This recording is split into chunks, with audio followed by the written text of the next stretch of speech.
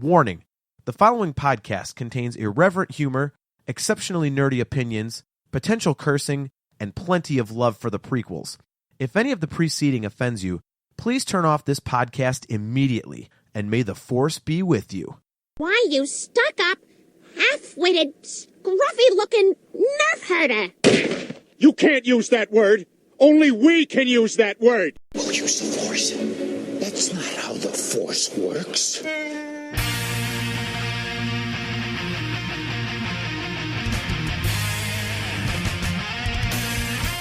You're tuned in to the Nerf Herder Council, your source for Star Wars opinion, conversation, and debate, featuring your hosts, JT. I mean, they killed his mother. What's he supposed to do? Send him a postcard? I wish you wouldn't have done that. AJ. I love a good three-way. Oh, my goodness. Steve. Where did Ewok number 5 walk off to after the end of episode 6? They want that crap explained to them, dude. On this episode of the Nerf Herder Council, we discuss perspective in the Star Wars universe, give a review of the new Ahsoka novel, and ask the question, which stories are really necessary to flesh out the current Star Wars canon?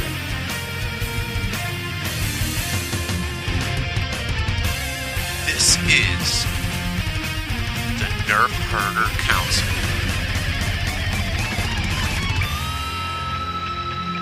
Welcome back, everyone, to another episode of the Nerf Herder Council. Ladies and gentlemen, there's only one way to start tonight's show. Cody Allen's ready. Again, a look at second. Now the 2-2. A swing and a pop-up. First base side foul, ground playable. Perez, Santana makes the catch. Ball game. The Indians have won the American League pennant. And Cleveland, for the 6th time ever, you will have a World Series.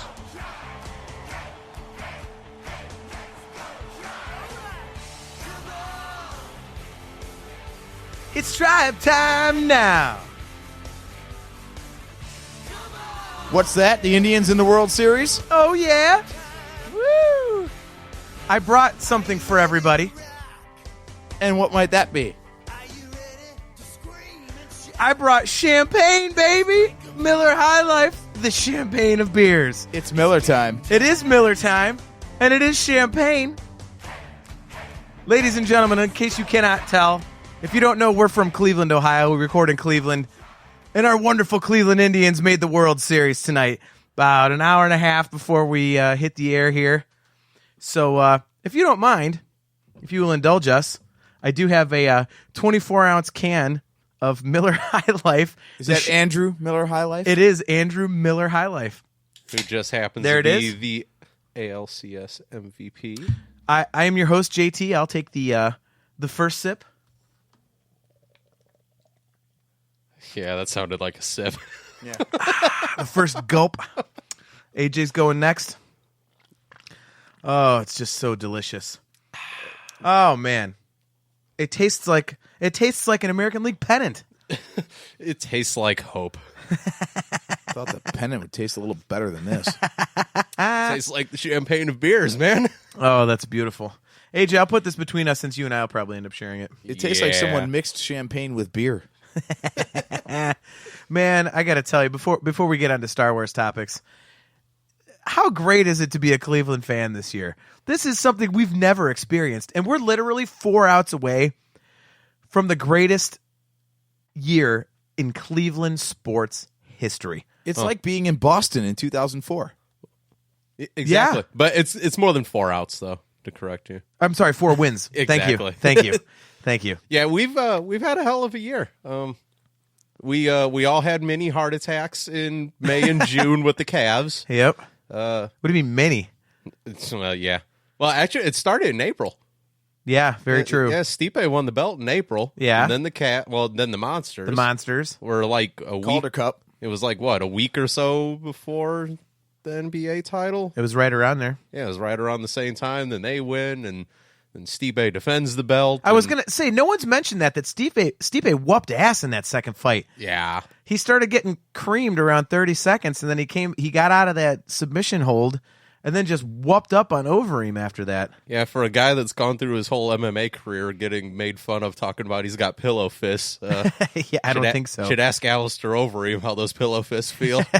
Right? When he paid homage to the Quicken Loans Arena and started bouncing his head off of that canvas like LeBron in a basketball.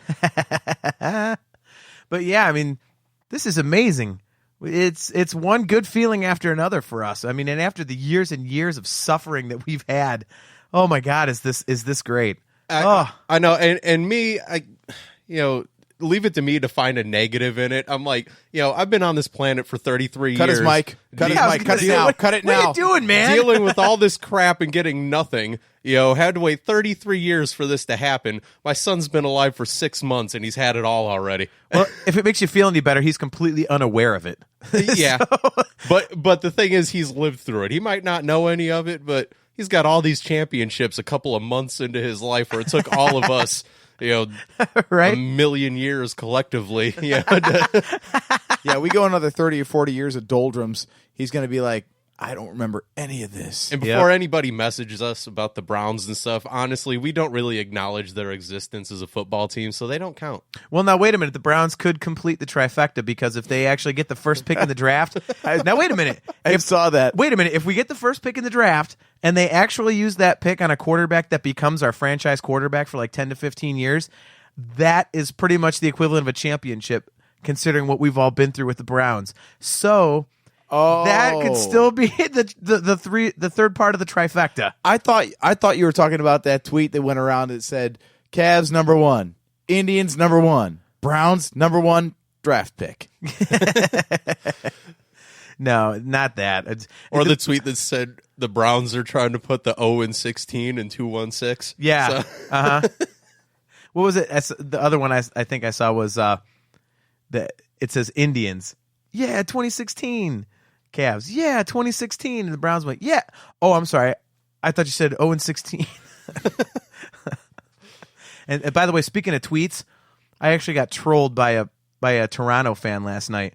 He was actually talking smack after they won one game. They're down 3-0.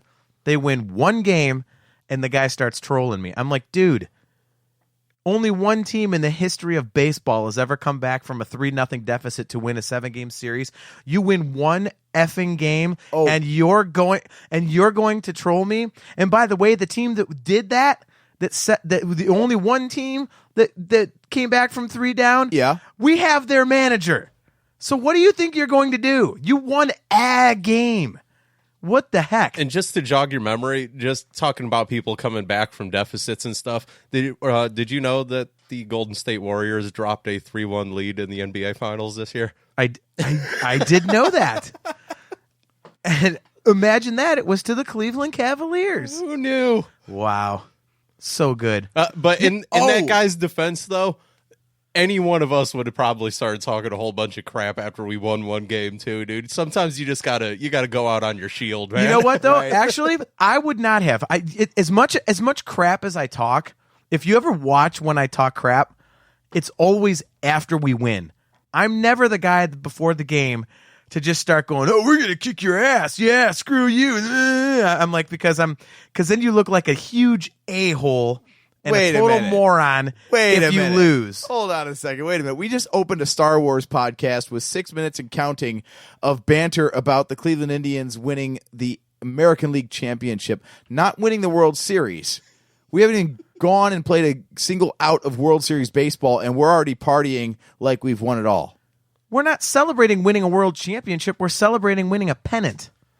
It's two different things. Oh, so we're going to do this again in a week? Well, a week and a half. Yeah. Hashtag at least for second place. Right? We're on the podium. Right? Woo-hoo! So, anyways, we'll get to Star Wars in a second, but we wanted to say a mad congratulations to our hometown Cleveland Indians. It's been an incredibly fun season for us. We took hold of first place in early June and never let go. And here's a stat for you guys before we move on. If the Indians get to a clinching game in the World Series to win the championship and Coco Crisp hits a home run, you can put it in the bank that we're going to win the title.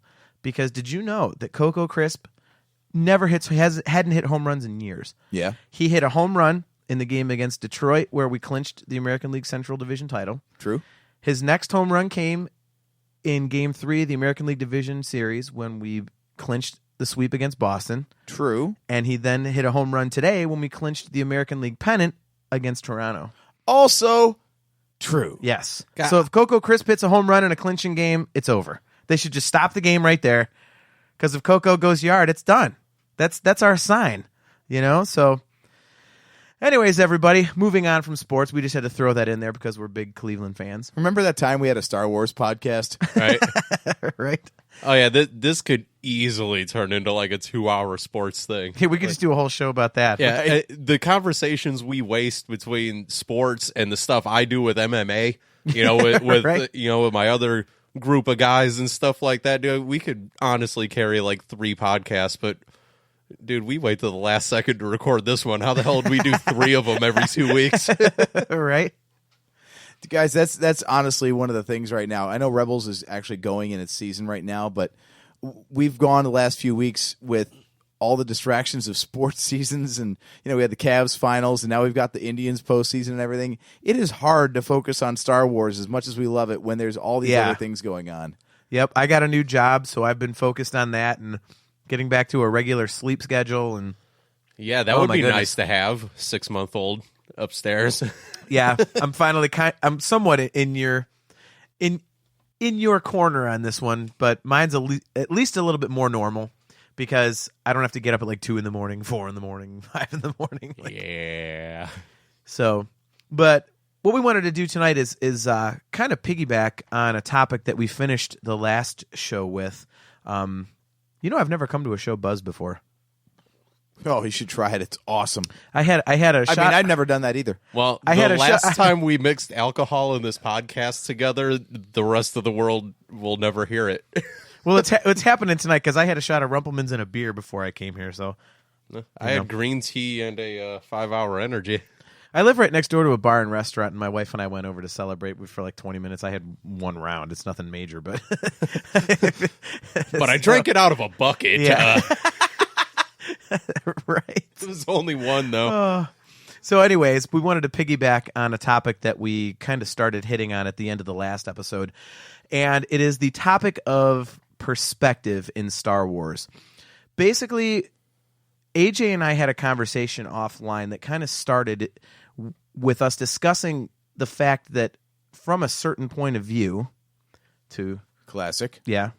The rebels are actually bad guys, and the Empire could be construed as good guys, which was a pretty interesting topic when you think about it, because I'll let you start, AJ, because you're the one that made that point, and I never even saw it that way. But you basically said that the rebels really could be construed as terrorists. Well, if you start with just a textbook definition of the two sides, you've got the established government, which would be like any established nation on the planet. And then you've got these insurgents that are trying to unseat that government. So, and they do so by acts of sabotage and treason and espionage and all manner of tactics that are generally related to terrorists. So while we see it from the rebels' point of view, making them the heroes against this evil empire, what if you like the empire? What if you're fine with the established government, the republic then becomes empire? The rebels are really terrifying because they're winning all these battles, but they're winning it through means of blowing things up and disrupting supply lines and killing soldiers. I mean, everyone hates stormtroopers. They fall by the dozen, but they're actually defending the established government in the galaxy. So officially, that's like a whole platoon of Marines getting wiped out and everyone cheering for it. I think it's a good point. I think there's a little more perspective that's needed for that, because the one thing we don't see, like the Empire is basically portrayed as, a form of it's the Emperor rules with an iron fist. It's tyranny. It's a dictatorship. But you don't really ever see anything. And I think you made a good point in saying, well, what if there's people that like the Empire? And so I think more perspective would be needed. Like, what if on certain planets it's actually a good thing to have the Empire? Right. You Yeah. know? One thing. because I mean, we've kind of been force fed to believe that everybody in the galaxy hates the Empire, I guess.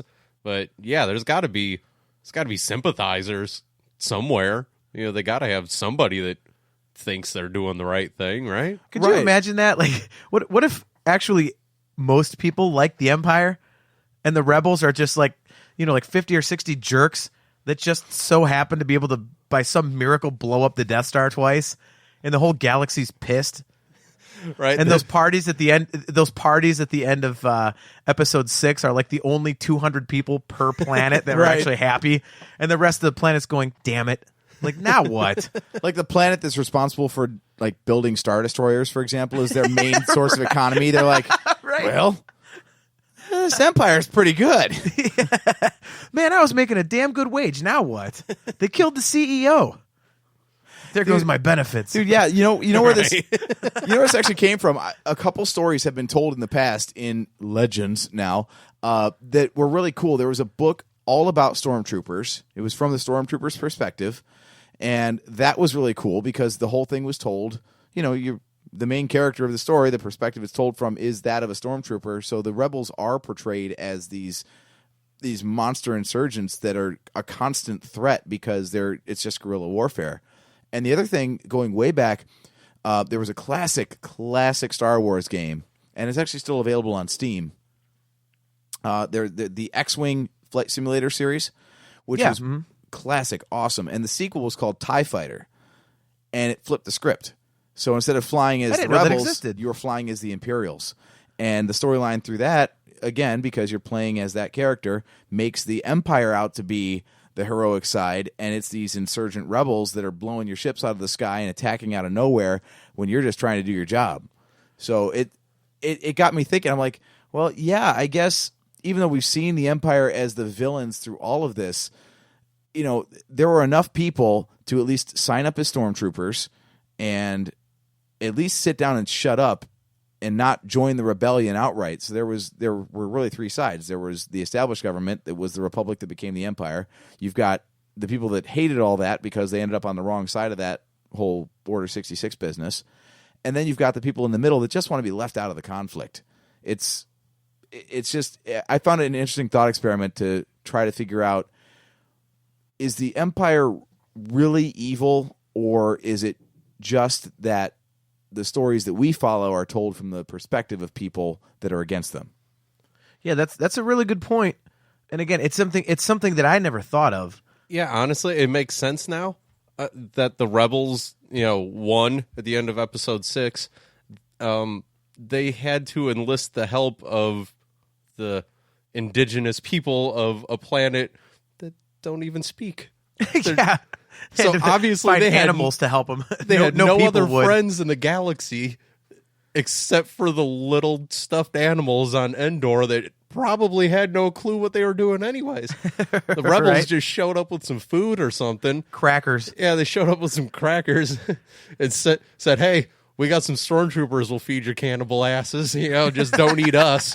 You know, and Right. you'll have all the food you want by the time this you destroy that shield bunker over there. We'll give you all the Right. fixins you want on these guys." Yeah. So they had no other help. You know, so maybe everybody else did like the Empire. Right?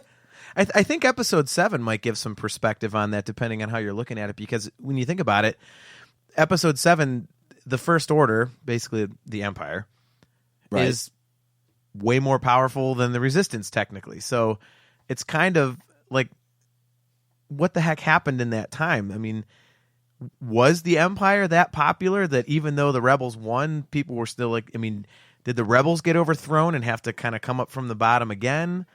I mean, Maybe the First Order is the rebels.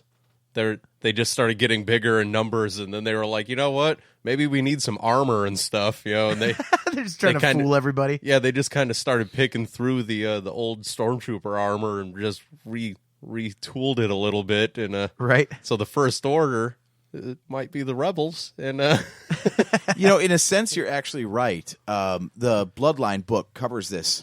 It covers the initial formation of the First Order and of the Resistance, actually. Wedge Antilles is Snoke. Don't bother watching 8 or 9. It's done. You got it. Yeah. Yeah, no, it actually covers how the First Order was founded by people that were Empire sympathizers. So the same way that the rebels were the remnants of the New Republic who didn't go and become the Empire, the First Order are the remnants of the Empire who didn't go and become the New Republic. That's pretty cool because in a way, that's kind of like the theory that was presented in the prequel Strike Back, where the stories mirror each other in that ring composition, theory or whatever they called it. Mm-hmm. Because it, like you said, the rebels were the remnants of the Republic, and now the First Order is the remnants of the Empire. So it kind of mirrors it in a way. That's pretty cool.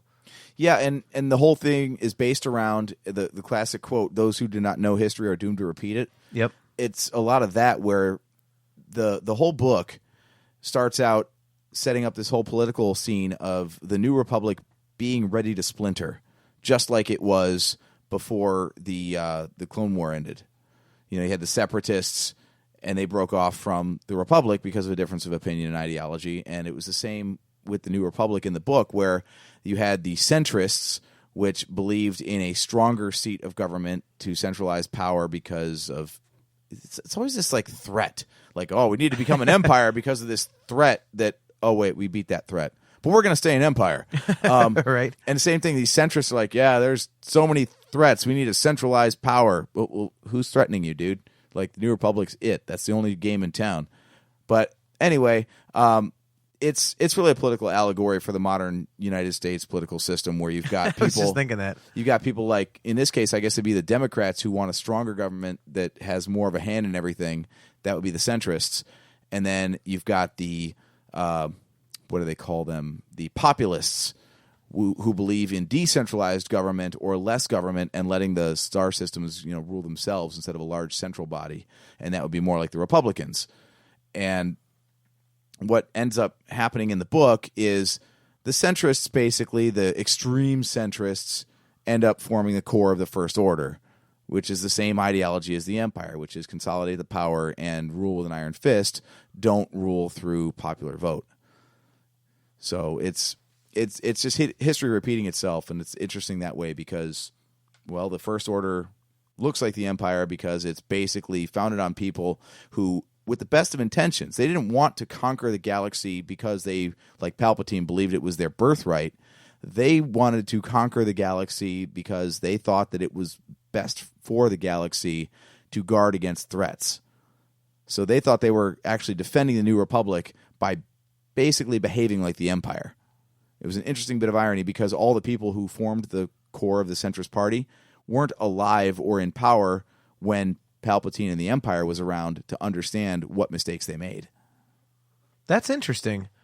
That's really interesting. That's kind of like, it basically is like Kylo Ren. He idolizes Darth Vader because he doesn't know that at the end of Vader's life, he actually renounced the dark side and was actually, he went back to the light. Yeah, much like the Jedi Order faded from memory because Palpatine squashed all knowledge of it. The same thing where the New Republic comes around in the sequel trilogy, and all of a sudden it's so taboo to talk about the Empire that people forget what it was and what it stood for. And then you get people that start idolizing it because they don't understand what they're talking about.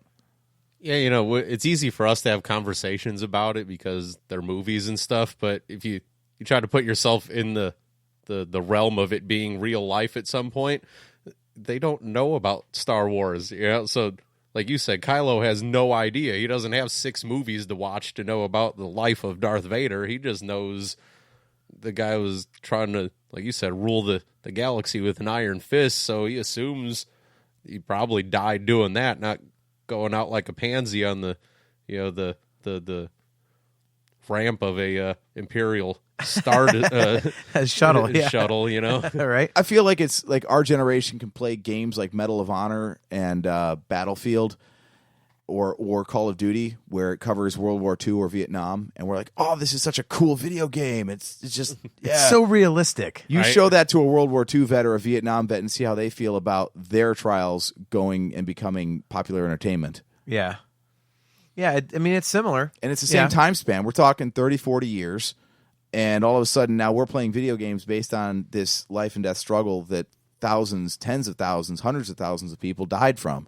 And it's just entertainment now. Same thing in the Star Wars universe. You know, it's art imitating life in that sense. Oh, yeah. I used to play the Medal of Honor PC games. I remember like one of the last ones that came out had the D-Day invasion on it. Right, Normandy, yeah. It had one of the games started you off waking up on aboard the USS Arizona during Pearl Harbor. Yep. You know, so yeah, they really go for it, you know, and like you said, you know, try to ask anybody that actually lived through that crap, you know, how they feel about it being, you know, idolized in video games instead of right. And to our initial point of, you know, perspective in Star Wars, it's interesting that, you know, we talk about Kylo Ren and his outlook on Vader, because I think that's a perfect example, because his perspective is that the Resistance are, you know, they're the bad guys to him. You know, he's trying to restore order, and he's trying to live up to what Vader had done, and you know, that's his grandfather. And so again, in his perspective, the Resistance really are the bad guys. They are terrorists. They are, you know, these little punks that are trying to undo what they're trying to fix. So and the interesting thing is that the New Republic also views the Resistance that way. So while Kylo Ren and Hux and Hux, any chance to talk about Hux? Anyway, they all view the New Republic as the ultimate villains, and they really hate the Resistance because that's the ones that actually fight them. The New Republic feels the same way. They are so gun shy because war was so terrible last time that they're afraid to confront the First Order, and that's how it rose to such power. That's where like the Resistance comes in, and they're not recognized as an official branch of the Republic, or the New Republic rather, because the New Republic is so afraid of going to war with anyone because the last war was so terrible that they won't sanction any actual confrontation against the First Order. See, that's pretty interesting, because it's funny that's presented, because it almost makes it like there's three factions instead of two. It's not just your typical like Empire rebel thing. I mean, there really is three groups, which unfortunately was not really well presented in Episode 7. Yeah, the book does a much better job. Yeah. It has more time to explain it. Exactly, and I think it's something that really bore explaining, and I think it makes sense when you consider the fact that the leader. The leader of the Resistance is Leia, who understood.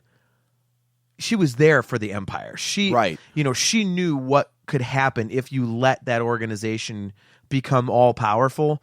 So she's leading the Resistance, whereas the New Republic, they weren't there. They don't really.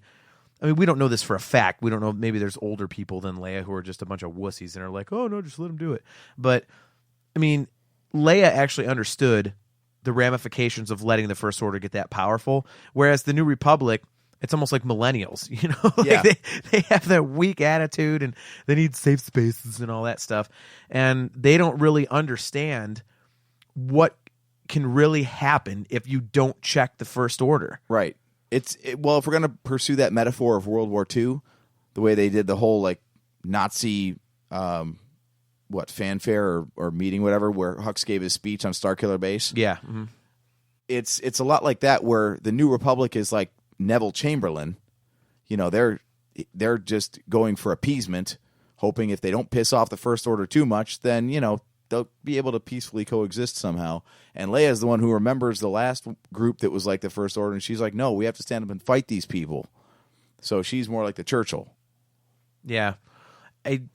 The whole thing to me is pretty interesting, because again, it's something that I never even thought of until you mentioned it, that the good guys could actually be the bad guys, which kind of puts a new spin on it, because if you watch the movies with that kind of outlook, it's a little bit different, and it really presents kind of a cool way to look at it. Yeah, like this year being an election year and stuff with two numbnuts that are running for our presidency. If you only listen to one side of it instead of the other, you would pretty much believe every word you hear from it, right?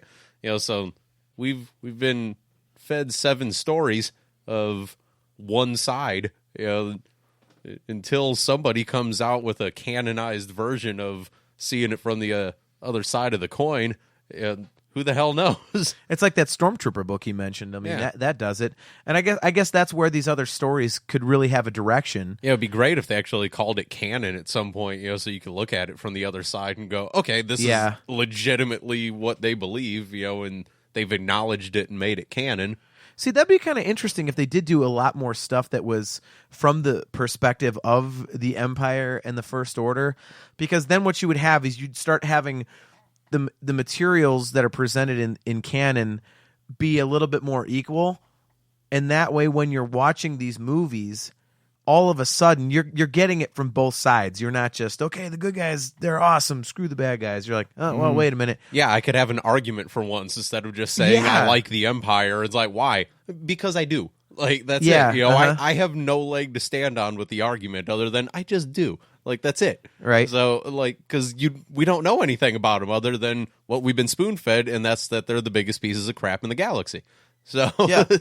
And they're really taking it to the nth degree. I just finished up the Ahsoka book, and they, of course, the Empire are the bad guys. They're brand new in the galaxy because this takes place right after Order 66, like a year later.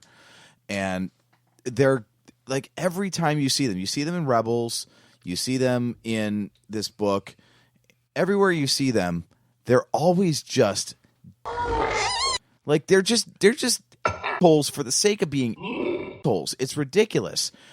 Like, everything they do, they could either do it in some peaceful way or get people to work with them, and instead, every bit you see from Imperial behavior is, we're going to step on you because we like it. Like, that's so, it seems like such a harder way to conquer the galaxy that way than actually get people to go along with you. Like, that's the way Palpatine did it. The reason Palpatine was able to make the Empire was because he got everyone on his side first. So then when he said, I'm in charge, that's the end of it. People were like, yeah, great idea, man. Thank you so much. Yeah, we like you. We agree with you. Like, he was the one in charge, but he wasn't, he wasn't a total a-hole at first. He was, that was the whole genius of his plan, was that he already ran things by the time the Empire started. So it wasn't like when he said, oh, we're going to become an empire, it wasn't like, wait a minute, what the hell is this? Like, everyone liked him, and he was in charge, he was in power, and everybody loved it, and they're like, woohoo, like, you're doing the right thing. Okay, now I'm making an empire. Okay, cool, all right, Yeah. And no one knew. Yeah, in the Ahsoka book, even the Empire's plants are assholes. What? Like, they come to a farming planet, and the reason they want the farming planet is because they need to grow more food for their stormtroopers. And they have this specially... So the stormtroopers were vegan? Right. Yeah. All right, never mind. Topic over. The Empire really are a bunch of jerks. And that's why the stormtroopers can't shoot anything, because they can't see straight because they're malnourished. I was going to say they have no energy. They've got scurvy. Or maybe they're just all pacifists. They're vegan pacifists. They're missing on purpose. It's either lack of energy. The reason or... why it was good meat for the Ewoks to eat them, right? It was all nice and healthy on the inside. They're like Smokey and the Big Lebowski. They're conscientious objectors. Yeah, free-range, grain-fed stormtroopers. So anyways, plants are jerks. So yeah, they have this specially genetically engineered seed that produces a nutritionally complete plant that they can turn into a ration pack, but it strips the soil of all its nutrients, so it's dead dirt after that. They basically nuke the soil by growing this plant in it. So they can't even grow stuff without basically decimating a planet. See, that doesn't really play into the whole thing, into basically our discussion. Like, the canon materials are not throwing anything in the direction of the Empire potentially being not as bad. Right. Like, the Empire can't even grow plants without making it evil. Right? Didn't they present a similar idea in the Thrawn trilogy? For some reason I remember that. Like, some planet, wasn't it with the Zabrox or something? I could be wrong. I've only read them one time, so I can't, but I remember there was something about some planet and they stripped all the minerals and all that crap off of it, like the plants, and it was kind of a burned out husk of a planet. And yeah, I think you're talking about, I think it was the No Gree home planet. No Gree. That's right. Okay. And yeah, the something the Empire did, some operation they set up there, basically sterilized the planet. It polluted it to where it was uninhabitable, and the Empire sold the No Gree on the notion that it was something that the rebellion had done. It was like a battle had taken place, a ship crashed, and there was like radiation or something coming off the crashed ship that caused everything to be turned poisonous. Kind of like when Dark Helmet killed the camera guy in Spaceballs. He did it. Yeah, exactly. Exactly. So the Empire is always bad no matter what. You can't even grow plants without hurting people. See, I think that's why it'd be cool, again, to my earlier point, if they had more materials from the Empire's point of view and or actually presented some stuff that shows the rebels doing some sketchy stuff. Actually doing some terrorist activities, like, okay, we're going to take hostages and, kill them with a lightsaber on camera or something and, upload it to your network or whatever, and I mean, it'd be interesting to see that kind of They're stuff making because ISIS videos. Yeah, basically, right?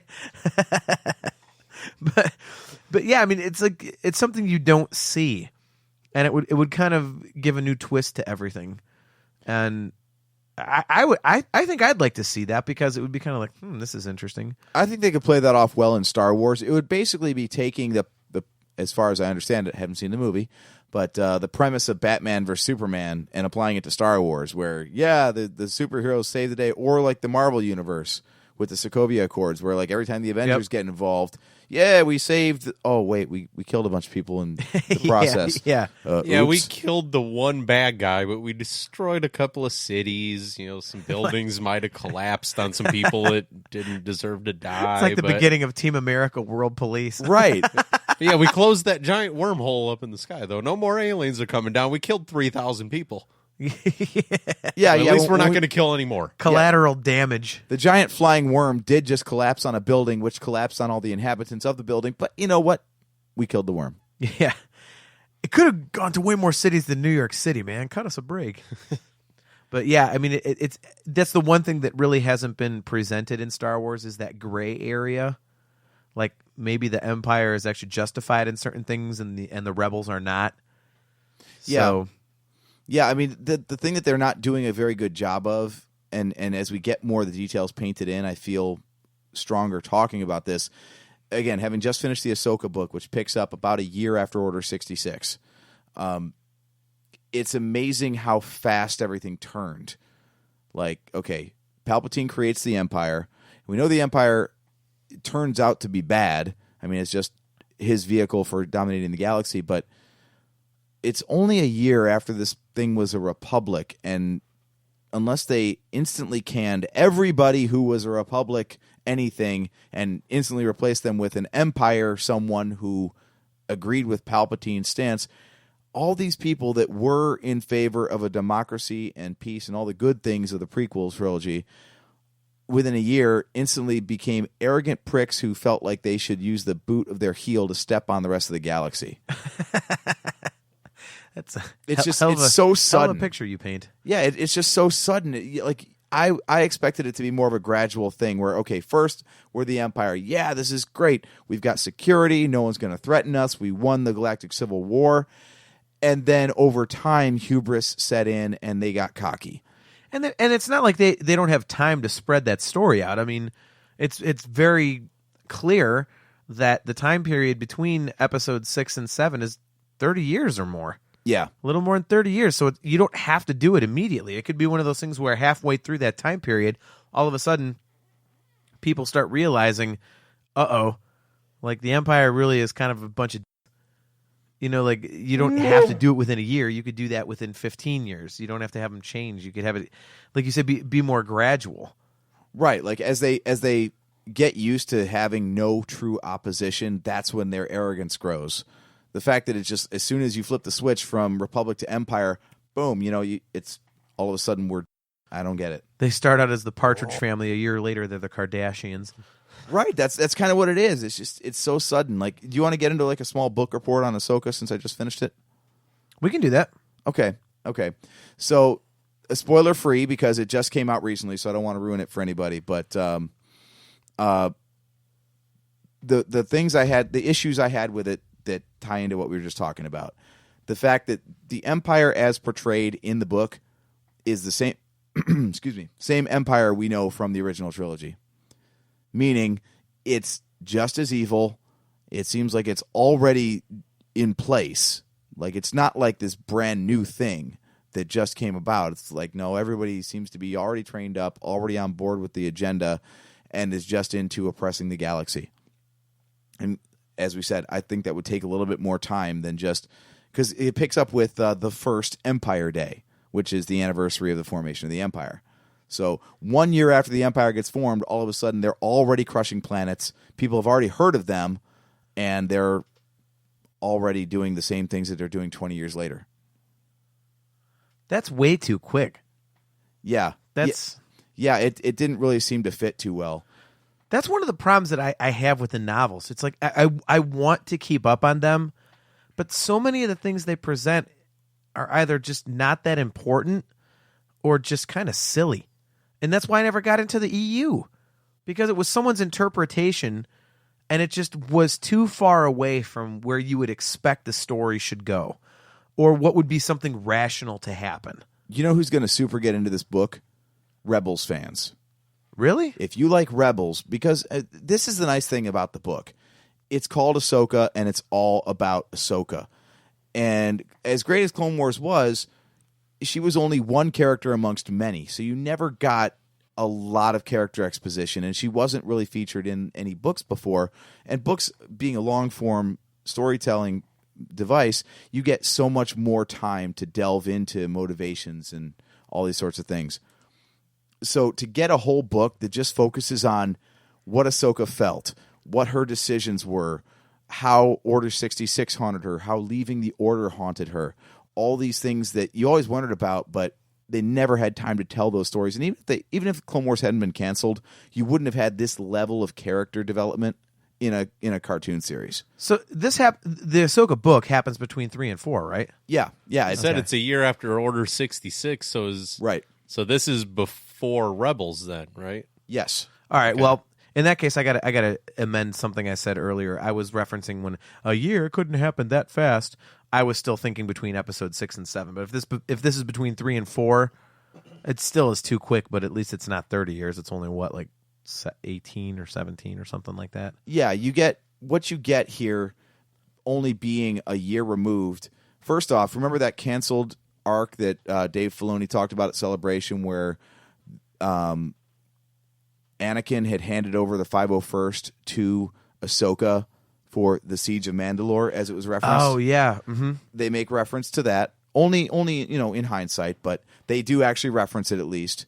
So apparently, that was Anakin's last act, and the last time he saw Ahsoka before going off to save the Chancellor in the Battle of Coruscant was she had reached out to him asking for help on Mandalore, and he delivered Rex and the 501st to her for one last command to handle that situation while he rushed off and saved the Chancellor.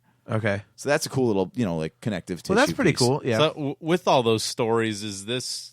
I know the book's got a lot of push behind it. Is it confirmed canon by Star Wars? Okay. Anything they put out now is canon. All right. I wasn't sure if this was just the author's, interpretation of what happened to Ahsoka, or if this is like setting the stone of the 10 Commandments of Star Wars now. Yeah. No, it's all part. Is it called the Lucasfilm Story Group? Is that the official? Yeah. Right, so basically, like you said, they're just kind of touching on things that way the people that are nerdier than us can finally have, they can close some chapters in their lives instead of going, well, they never explained what they did with it. Yeah, it's super well rooted in the new canon. Like, all right. When she's running from planet to planet, she's running down a list of places she could go, and it makes reference to Takodana.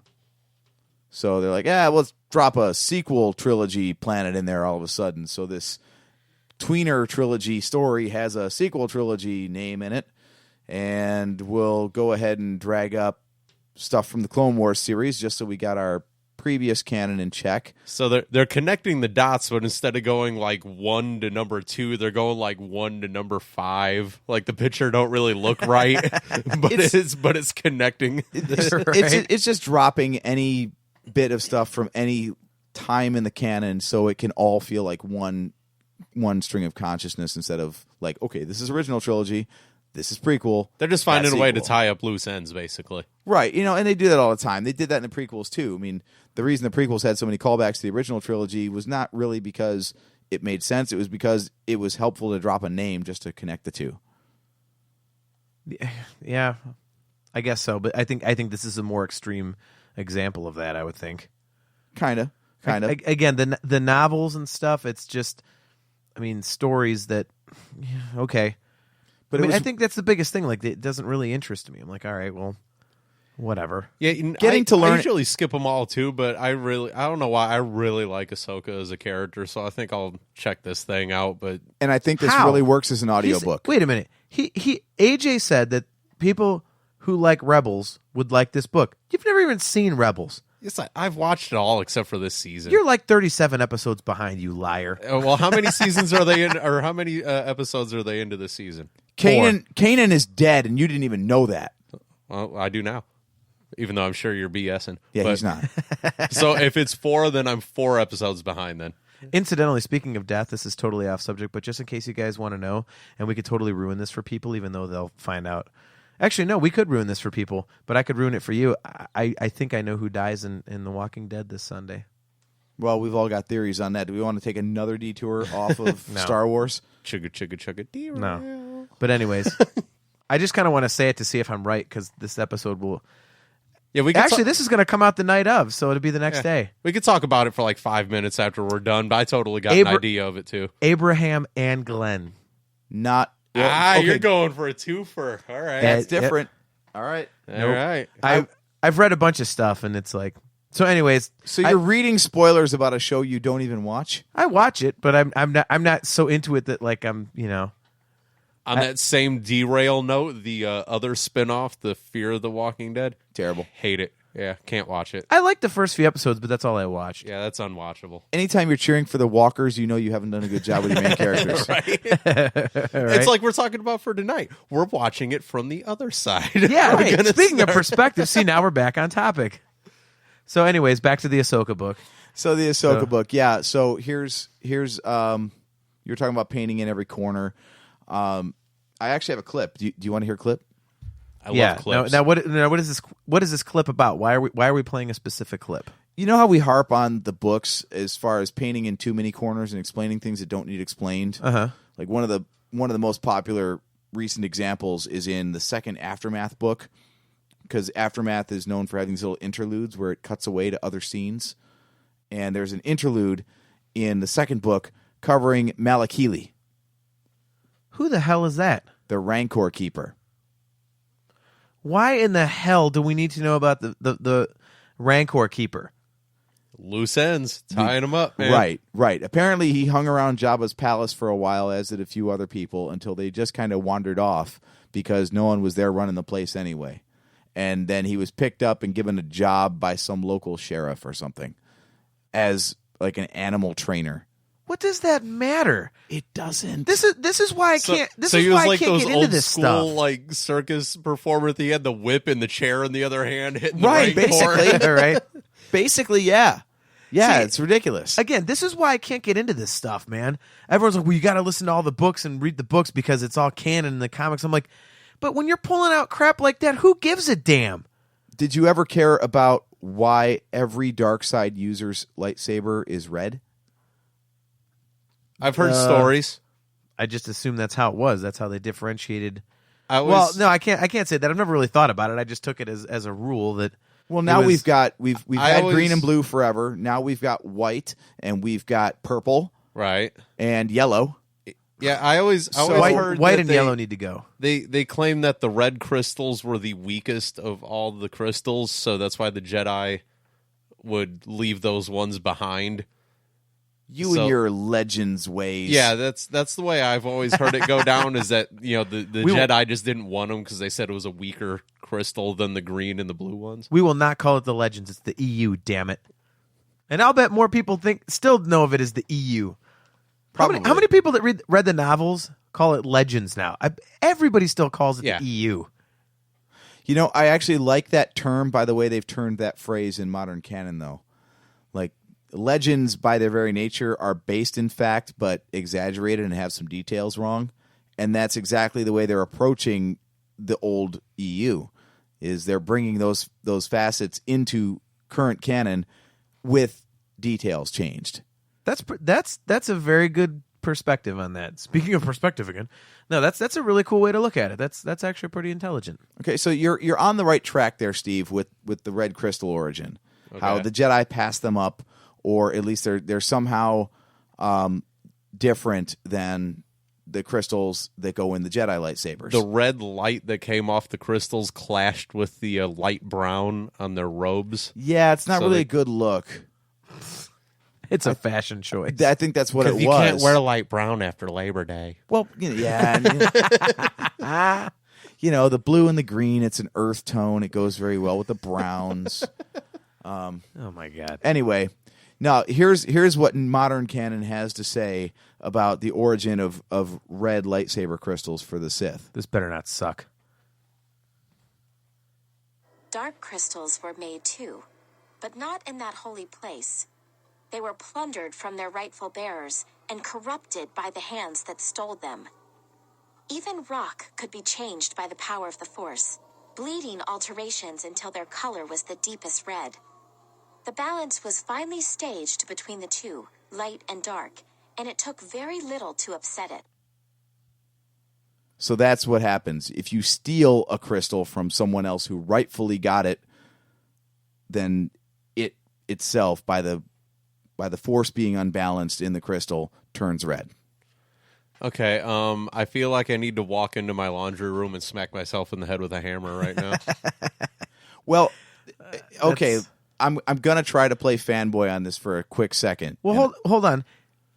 What I got out of that is that they actually manipulated it with the Force to make it red. Yeah, I've heard that too, where the red crystals Did I hear that wrong? were genetically made, like they were test tube babies, and the red or the blue and greens were like natural crystals, where the red ones were. Yeah, test that's kind of what tubes. I got. I wouldn't say test tube genetically, a rock Yeah. being genetic. They were test tube babies. But yeah, this is saying that the only way to get a red crystal is to steal it. Well, I thought they stole it, but then used the Force because it was kind of already infused with the dark side, and they just made it. They put so much Force power into it afterwards, they made it red. Well, I claim shenanigans already. How many lightsabers did Grievous steal? And is it because he's not a Sith that they didn't change? He doesn't color? have Force powers. Right. He was just Okay, trained so in the as Jedi as long arts. as you don't have the Force, it wouldn't change colors. Yeah. Okay. Exactly, and that's what they're saying is only the way it works, the way this has been established in Clone Wars. Maz was not given Luke/Anakin's lightsaber though, and she obviously has Force powers. So Well, you're but saying she said if she would have cracked that saber, it would have been red. She knows the Force. She knows the Force, and also when Han said, "How did you get this?" She said, "That's another story for another time." So we don't know how that came to be. Yeah, they're very good at differentiating now the difference between being aware of the Force and being a Force user. Yes. So anyway, yeah. Okay, again, shenanigans. How did Anakin/Darth Vader's saber change then? It didn't change. Yeah, it had a blue. When he was Anakin, it was blue. Yeah. And then he had the same hilt, and it was red. Different saber. No. Different saber. In episode 3, no. Darth Vader has the red lightsaber. We all know that. Yes. Yeah, but it's a different saber. Remember? He But he left still his never on s- Mustafar. He left his on still never Mustafar, stole and it. Obi-Wan picked it up. We don't know where he got the red one from. Yeah, we don't know. It's just And again, most likely to support this theory, he probably killed a Jedi, took the crystal. yeah. There's That's- there's another thing they're going to fill in eventually. Here's how Darth Vader got a red lightsaber. Well, Yeah, it's just going to change color in his hand or something like that on He- screen. He manipulates a rock. well, there are two things that need to be explained. I know I just said R2. Nice. First, where did the red saber come from? Like, they could tell that story. Because part of, again, you want to know what happens in the Ahsoka book? Briefly. Yeah, because I'm not going to listen to this crap. Okay, well, if you want to know where she got her white sabers from, it's in the book. From a really bad idea from Lucasfilm. Enough with did white she and yellow steal- sabers. She stole them from a Sith user, and because she was good, it turned them back white again. Yeah, right. Holy crap, you are absolutely right. That is Are you kidding me? that is actually in the book. Yes. Are you kidding me? You know what? She kills an Inquisitor, takes does his have crystals, and they turn white. She Yep. does have the curved hilt, which was a status symbol of a Sith. So See, I don't know how. You were just reaching out of anywhere for a joke, and you nailed it, dude. See, You're a Force user. You saw that. Steve's got the Force. Oh my God. Yeah, you're absolutely right. She faces down an Inquisitor, defeats him in combat, and again, she's not a dark side user. She's not a Sith, so she doesn't actually kill him, but she does damage his saber, so it explodes and kills him. So he kind of kills himself a little bit, so it's not such an evil thing for our heroine to do. he was trying to fly away with his helicopter lightsaber, Right? and it Right. failed. But yeah, so apparently those Inquisitor lightsabers have 2 crystals, one for each blade, and she defeats him, takes the crystals, and they turn white. See, Said they probably would have turned green or blue if she was a Jedi, but because she's kind of Yes. playing the fence, I think that's what stopped they're it going white. for. Yes. I don't know how I feel about that because it's one of those details that you really don't need. But if you have to explain it, it is kind of a cool way to explain it. You have to explain everything in Star Wars, dude. You know that. Our nerdiness knows no bounds, and there's people that are way worse than us that probably wanted to know this exact thing. It's like one of Where did Ewok number 5 walk off to after the end of episode 6? They want that crap explained to them, dude. There's your new drop in for the beginning of the show. Where did Ewok number 6 walk off to after? No, it's like part of me's like, why can't it just be like, you get Kyber crystals from the planet Jeddah or wherever they come from or whatever, and it just you grab one and it's a Kyber crystal, and some of them are colored like this, some of them are colored like that, and it just okay, the bad guys just naturally gravitate towards red or something because it's an evil color. Okay, like on one hand, it's just grab a random one. That's how it happened. But then again, then you have to explain why the bad guys only have red. So I don't know. I'm torn. Up until this point, that's basically what we knew, is that there was like a cave on the planet and there was just crystals everywhere. And whenever you were a Jedi or whatever, you just went and you chipped part of it off, and that's your crystal. Well, But a big part of that was that only you could see that crystal. Like the crystal had to speak to you and vice versa. Oh, that was in the Clone Wars, wasn't it? Yes. Yeah, so that's why they're saying that dark side users can only steal them, because they look just like the ice in which they're encased. You can only find them if it's calling to you.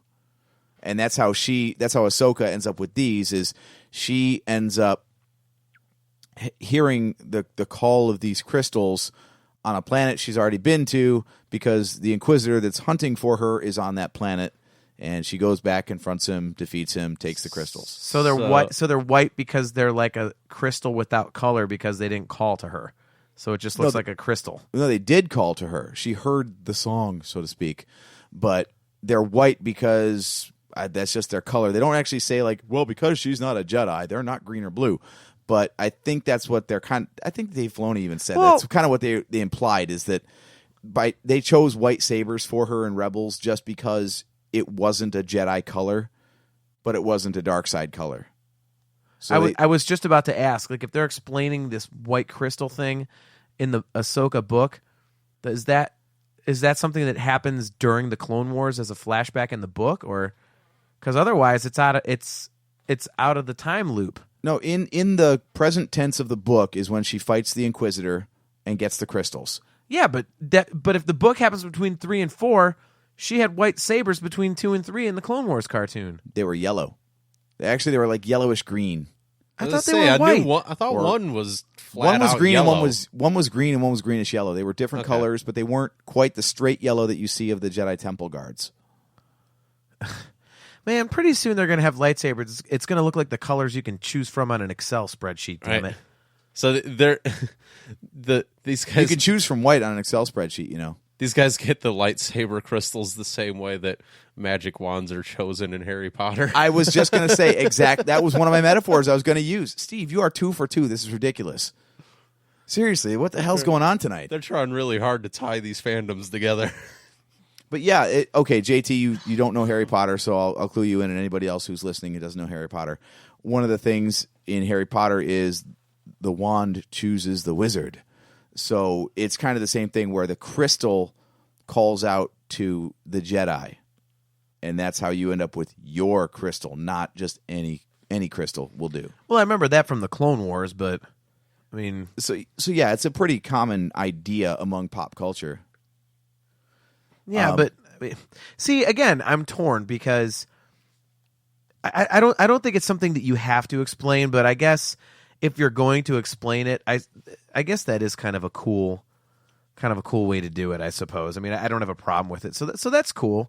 But again, it still crosses into that realm of, I mean, does it matter that much that it needs exposition? I think they drop these things in specifically because you got a couple audiences. You've got the one audience that needs everything explained. And Steve, you were just talking about that. Like, there's people that they've got to have everything told to them because, damn it, if you leave it out, it must be because they're omitting it or forgetting about it, not just, well, it's not important, so we're not going to cover it. Yeah, and we brought it up before. It's comic book guy from The Simpsons. Right, exactly. Like, you have to there's some people out there that you have to cover 110% of the Star Wars universe because you cannot leave any stone unturned, any question left unanswered, because there's some type of hole there that George Lucas is screwing with us somehow by not explaining why there's red crystals in Sith lightsabers. Right. Yeah, so you've got to have that covered in. Or there's the second audience, which is more like me, who doesn't need everything explained. In fact, I kind of like some things to not be explained because I don't think they're important, and I think it detracts from the main storyline if you're going to fill in with too many extraneous details. But it is cool. If you explain everything, there's nothing left to debate. Right. And then there's no reason for us to talk anymore. Otherwise, we're just going to be sitting here quoting the movies. Right. We're just going to open the show with Indians radio broadcast or something. Right. That was worth it. We're going to have to start that sports podcast instead, dude. Yeah, right. But I do like reading the books for getting these little side snippets like, oh, that is okay, so now I know where Ahsoka's sabers came from. It's cool. And there are other things that give backstory on Rebels. I think I've spoiled enough just by Steve inadvertently hitting on exactly the origin of the lightsabers. I didn't mean to tell that, but since he guessed it anyway. Thanks, Steve. Ding, ding. Well, I don't know how many of our audience actually reads all the books like that, so you never know. Well, I thought you were going to say I don't know how much of our audience can read. Yeah. Knowing the content of our show, I could have probably stopped there. Well, we're recording this on the 19th, and I think the book came out on the 14th, so this is pretty spoilery, actually. Right. So don't listen to this for a couple weeks, guys, okay? Like I said, I want to listen to this stuff because it is Star Wars, so part of it interests me. Like, I want to know what's going on, and but what are you doing over there?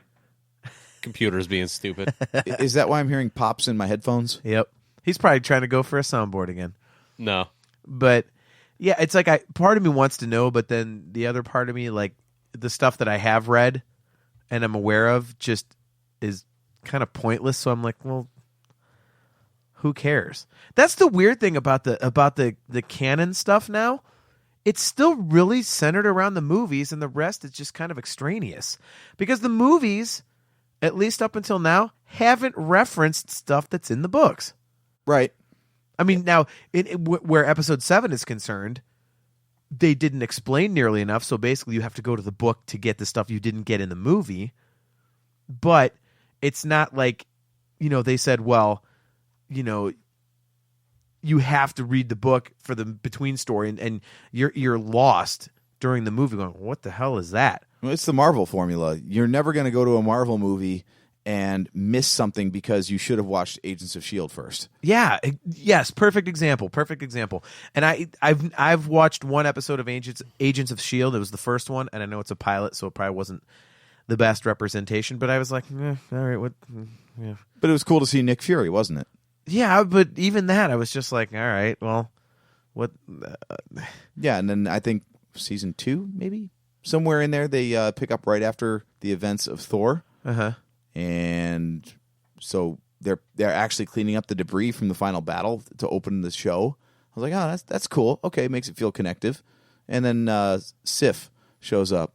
Okay, the warrior rod from Asgard. Okay, so it's lightly connective. So if you've seen the movies, the show is better. But and I'm sure there's stuff in the movies that, and this is where our cousin would really come in handy. Yeah, because he knows all about the MCU. But I'm sure there's stuff in the movies that does reference events from the TV show, but you don't need those events for the movie to make sense. And I never want that. I never want to go into a Star Wars film and basically be told, you don't get it because you didn't read this comic book or this book or see that episode of Rebels. Yeah. And I think that's the thing, like, with the novels, some of the stories they tell are necessary, but others just aren't. So it's like, what's the point? That's the hard part, though. How do you tell a story that's compelling and worth telling that isn't so important that the movies can't stand without it? Well, it's like, I mean, Rogue One is a perfect example. That's a story you want to know. It expands the scope of the saga, and it's important to what comes after it. But if you don't see it, Episode 4 still makes sense. Yeah, but it's still a big enough story to where you actually give a damn. Yeah. I mean, even the Han Solo story. I love Han Solo. He's my favorite character in movie history. But I mean, do I really need to know what he did when he was a teenager? I mean, do I really honestly? Do I really need to see all that? Like, what is it? It's not a big deal. Yeah, I mean, they could tell that story to the point of you going, I don't like the guy anymore.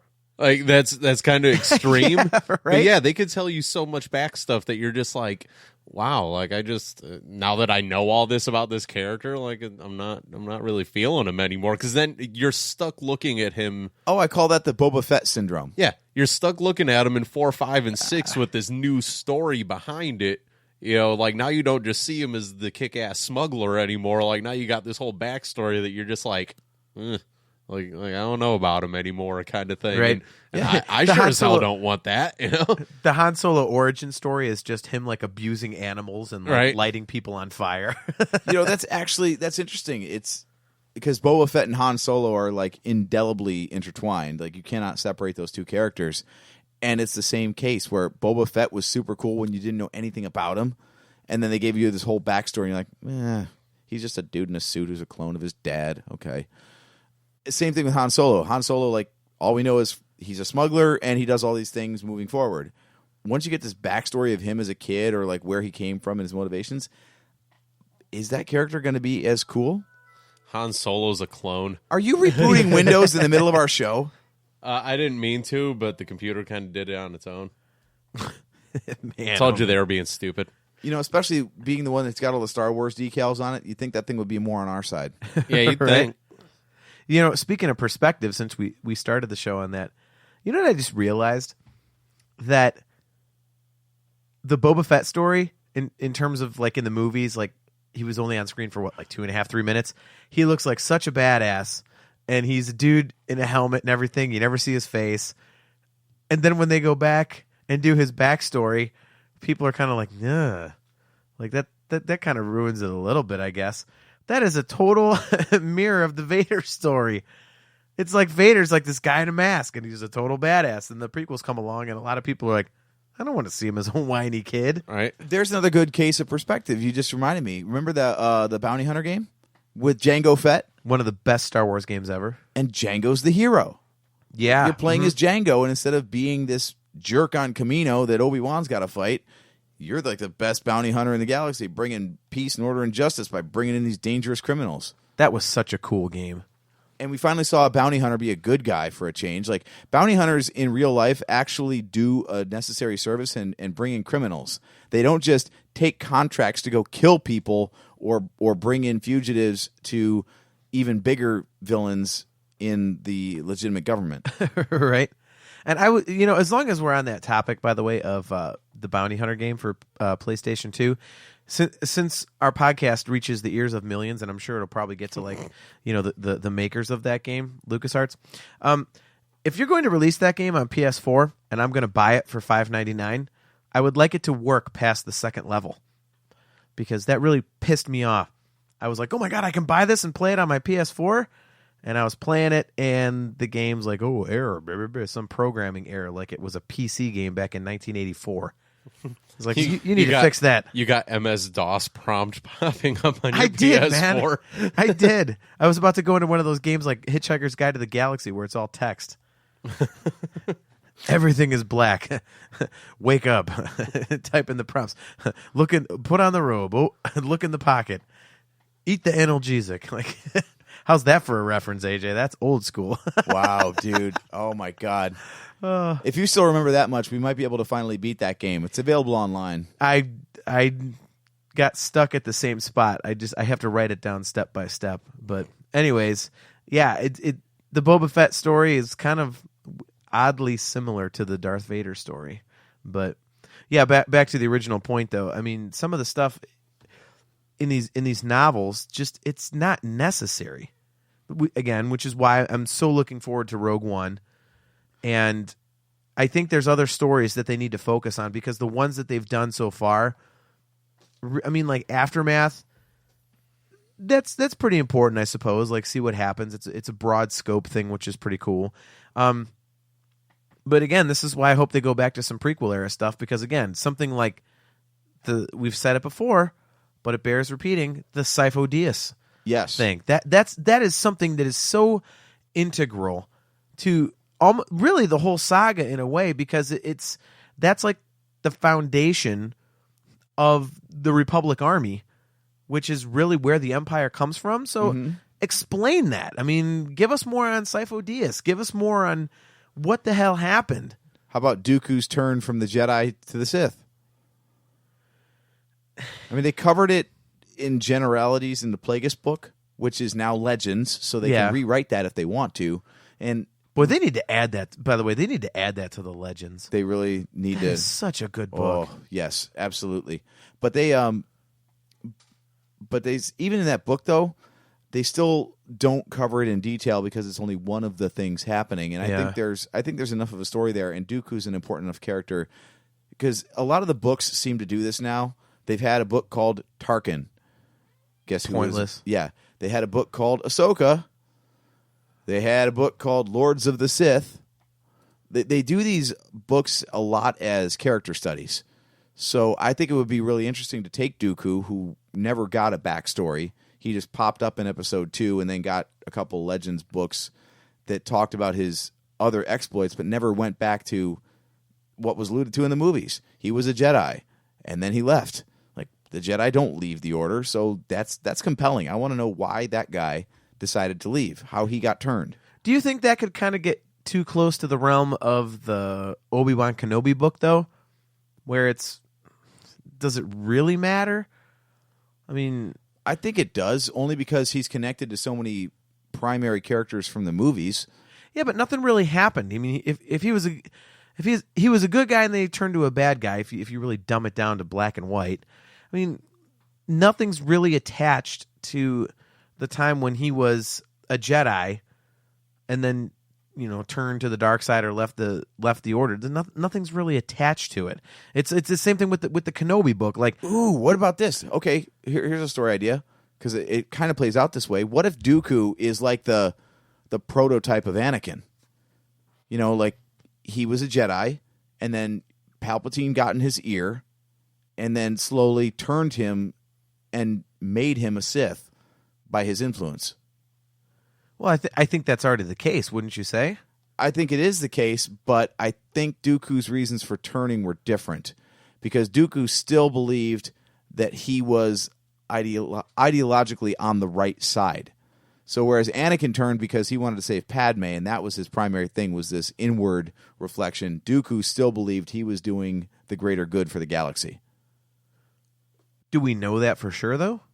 They cover it, again, I'm pulling from some books and also from Clone Wars, but the way the Separatists are portrayed, especially in the books and in the novelization of Revenge of the Sith in particular, they fall out of, they don't agree with the war effort and the where the Republic is headed, so they just choose to leave. So to them, Dooku is a champion. He's fighting the good fight against the people they disagree with. You know, they don't oppress their own people. They're kind of just like another version who's at odds with the Republic. Okay. Yeah, I don't know. I mean, his backstory just doesn't seem like... I've never sat there and gone, yeah. I mean, like Rogue One. You know, well, we stole the Death Star plans. You're going, how the hell did you do that? I mean, it's a question you have. You know, Sifo Dyas, if you're into the prequels, like you go, well, what the hell happened there? You know, like there's major unanswered questions that arise from the movies that would make really cool stories.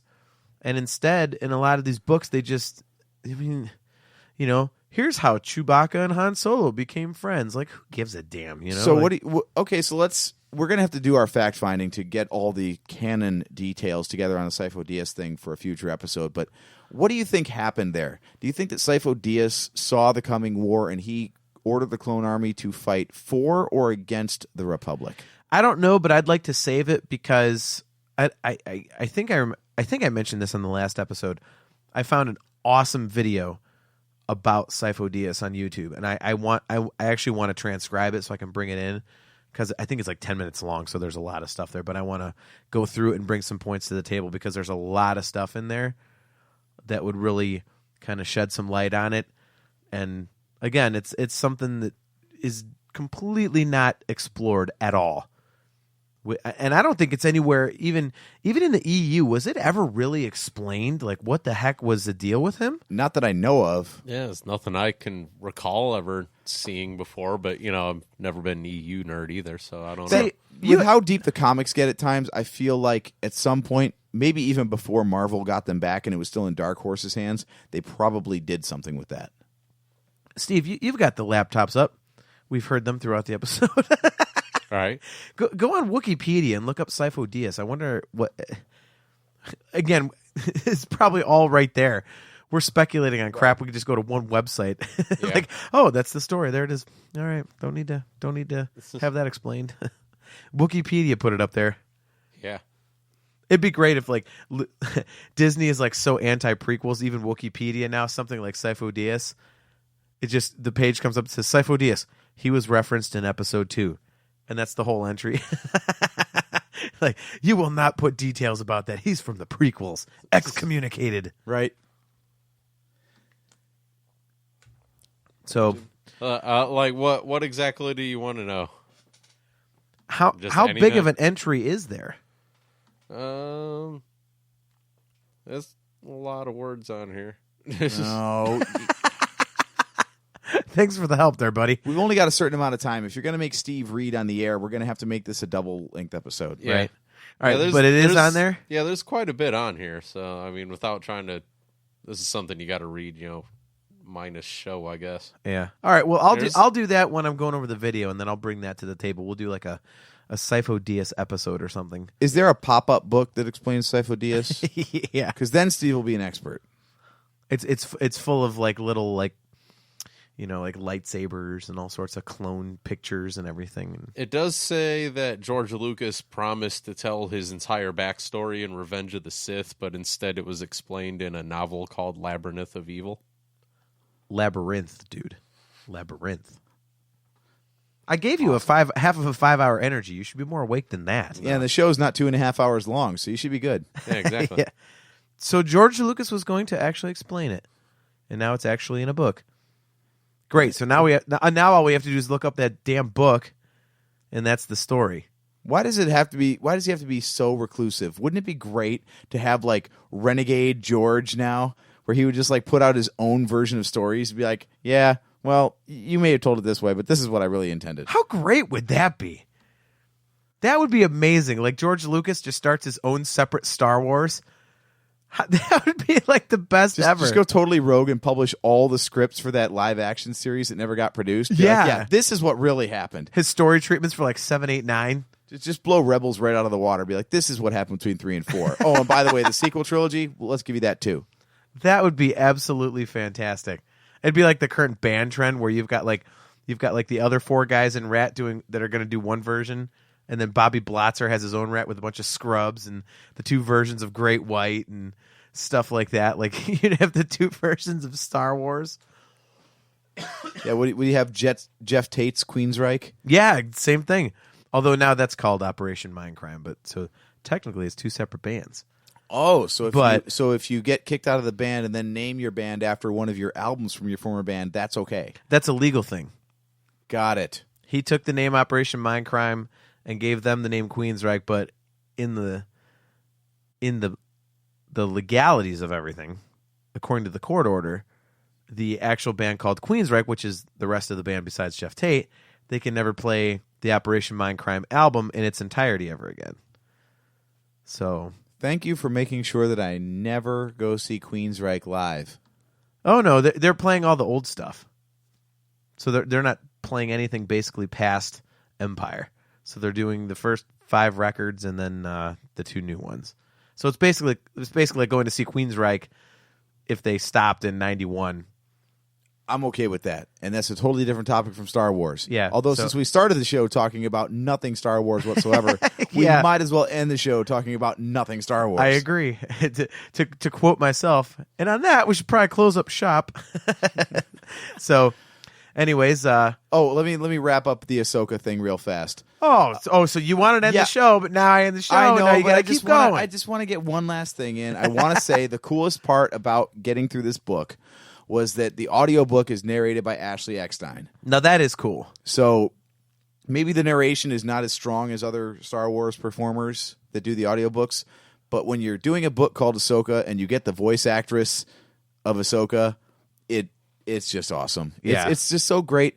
And from hearing interviews with her, like the more desperate parts, the more heart-wrenching parts of the story, you just feel like she probably needed a couple takes to get through it. Like, yeah.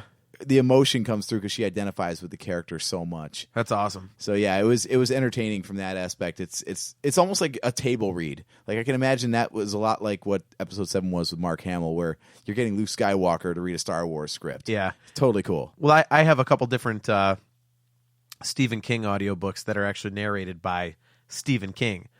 So basically, the way that the story was intended to be heard, you're getting that exact representation. So I agree with you on that one. So one free plug for Audible, because anytime you sign up there, you do get one free audiobook. So if you want to hear Ahsoka for free, you can do so by signing up for Audible.com.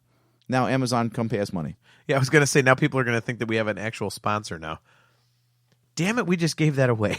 Yeah, that was on spec. That's pro bono work, but now Amazon's got to pay us for the next one. That just is us showing how good we are at commercials. You know? Sign up for Audible.com right now and get a free audiobook with your purchase. You too can download Ahsoka for free today. $14.95 a month afterwards. 1 credit per month. So. Well worth it, though. It's way better than actually reading. I don't know. I'm actually reading a book right now, so I'm reading Inferno by Dan Brown. I listened to the audiobook, but I listened to it once and I was like, I kind of like it. But now I'm reading the book because the movie comes out next Friday and I want to refresh the story in my mind. And I got to say, I'm liking it way more than I did the first time. So I'll just let Tom Hanks tell it to me instead. Right? Well, and this will be the last point we'll close up. But if you ever do this, I have an e-reader app. So I can use it on my phone or on my tablet. And I got this special illustrated edition. It was the same price as the regular. So I'm like, all right, well, it says special, whatever. But I tell you what, for the Dan Brown books, if you're into it, it really makes a difference because it shows the places they're talking about on the page, and it'll show like the artifacts. So I mean, it's instead of imagining, you see it. It's really cool. Well, Angels and Demons had those, whatever those words are called, when they look the same upside down or right side up. So yeah, very important to have that artwork. Ambigrams. There you go. Yep. So anyways, guys, thanks for checking out another episode of the Nerf Herder Council. Sorry we got off topic a little bit at the beginning and end, but we are a little excited for our Cleveland Indians. And you're not sorry. Stop it. Yeah, you know. At least it didn't take too long. But yeah, we're a little excited for our Cleveland Indians, and so we wanted to get that in there, get a plug in for our hometown. But again, thanks for checking us out. We are at the usual locations, nerfherdercouncil.com. We have our Facebook page. You can just find us by searching the Nerf Herder Council. We do have the Twitter page at NHC Podcast. Our main outlet on App World, or on Google Play, whatever the hell you want to call it, is Spreaker. And we do have our voicemail, which you can call and leave us a message if you want to jump in on the show and give us an opinion, something to talk about.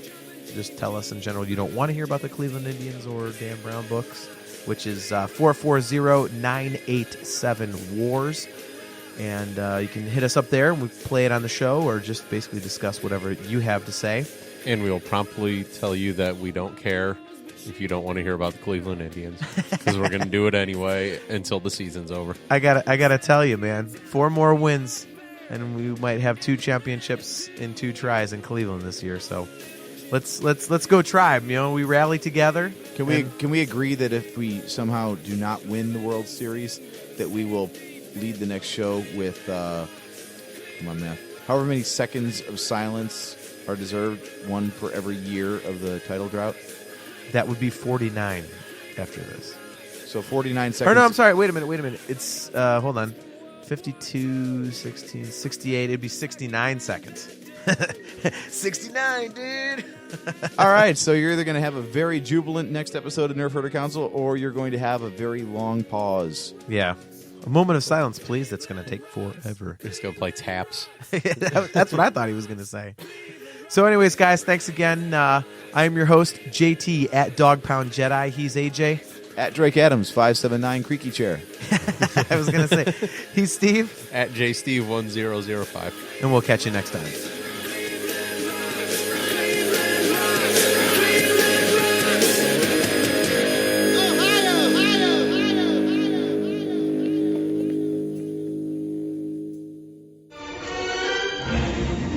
Bucket of bolts is never gonna get us past that blockade. This bucket's got a few surprises left in her.